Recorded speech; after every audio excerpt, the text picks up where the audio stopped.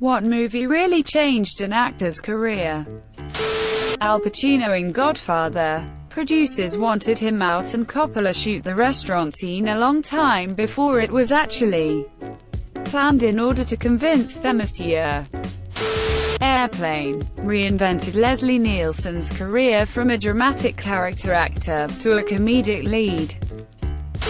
Chris Hemsworth was an unknown before Thor. Probably big for Tom Hanks. He originally was a clown guy in a dress. Straight man to set up the comic genius of a dog. Big had a lot of comedy elements but some really good dramatic stuff as well. There's some stuff that isn't as appreciated. Then he basically gets a string of just really well-received movies. A League of Their Own, Philadelphia, Sleepless in Seattle, Forrest Gump, Apollo 13, then the capstone of Toy Story.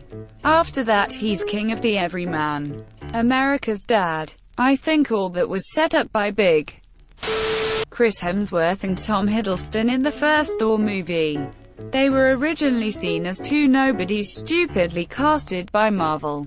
Edit. Here is the article from 2009 discussing it. https pbs.twimg.com/media/d5-me3wasig_.png.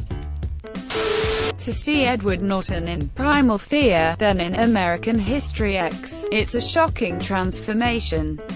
I couldn't believe it was the same actor, but he was perfect in both roles. The range really showed how talented an actor he is. Daniel Craig in L for Your Cake was cast as James Bond based on impersonating James Bond in character in that movie. Edit. ITT. Changing a career == actor's first move.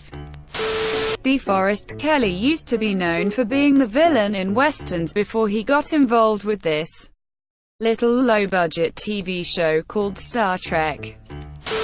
John Travolta in Pulp Fiction. Steve Carell had his big screen breakthrough with The 40-Year-Old Virgin. Tim Curry in the film adaptation of the Rocky Horror Picture Show, when he played Frankenfurter in the Rocky Horror Show on Broadway. He was still relatively unknown. But this film not only defined his career, but also redefined the role of the villain in film. Monsieur, of course. Frankenfurter wasn't a villain, but his portrayal of one of the protagonists redefined how major characters can interact with each other. TL. Dr. I Love This Man.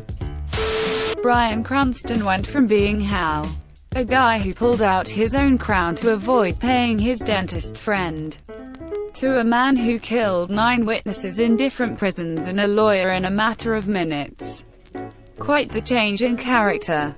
Being Walter White made him much more likely to get different roles in future movies, which he has.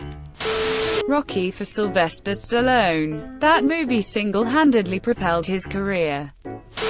The Cat in the Hat killed the career of everyone in it except Alec Baldwin.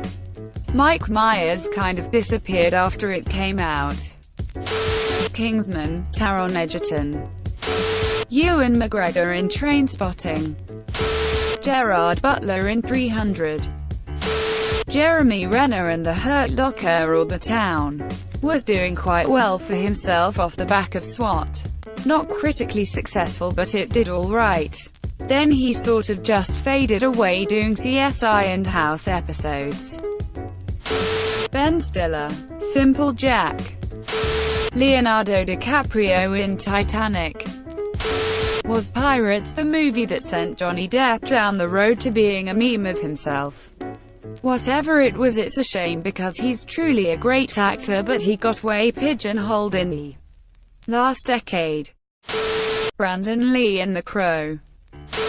Bruce Willis in Die Hard really opened up the door for him to finally take Hollywood by storm. Monsieur, he was being typecast before that happened, and it ultimately changed not only Willis's career but how action movie heroes could be played in general. More everyman, less workout warrior. I'd say Rebel Wilson in Pitch Perfect. It then became the role that she always plays and led to more movies. Kim Kardashian featuring Ray J. RDJ and Iron Man. Selena basically propelled JLo to who she is today. Brad Pitt had his big break portraying a hunk of meat in Thelma and Louise. The McConaissance is up there. Sure, Matthew McConaughey was a huge star already, but despite all his success he really wasn't taken as anything more serious than a rom-com actor. Then Dallas Buyers Club happened. While GOT really boosted his career, it was the station agent that put Peter Dinklage on the radar. American Psycho and Christian Bale. Norman Reedus, The Boondock Saints. Melissa McCarthy in Bridesmaids. Before that she was just the best friend in Gilmore Girls. Zach Galifianakis in The Hangover. Went from being a weird indie comic with a couple small roles in forgettable movies into a household name pretty much overnight. Harry Potter. Daniel Radcliffe. I'm sorry, but no matter how many movies he will play in, he will always be known as Harry Potter guy. Nice to know that he's very proud of it though. That unknown Australian actor who was cast to play Wolverine in the X-Men. Elizabeth Berkley in Showgirls. You just said changed. You didn't say for the better. Andy Serkis in LOTR, The Two Towers. Hans Moleman in Man Getting Hit in Groin with Football. Christoph Waltz was unknown in Hollywood before appearing in Quentin Tarantino's Inglourious Bastards. Now he's really famous.